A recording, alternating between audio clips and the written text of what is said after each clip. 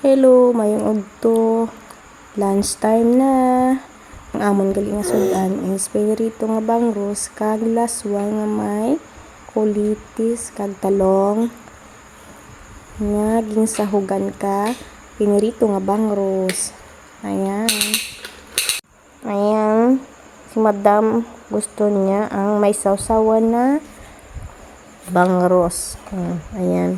Labing kain na. Kay bangros ng iyang sudan niya pinirito. Akon laswa na lang kay pila na kaadlaw nga puros baboy. Sakit ng akon nga tangkugo. Taas na ako uric acid kay cholesterol. Ayan, duwagdag pa. Buhos mo na lahat na laswa. Tamis to yan. Kasi may colitis. Ayan, paborito ko yung colitis. Hala, bira kaon.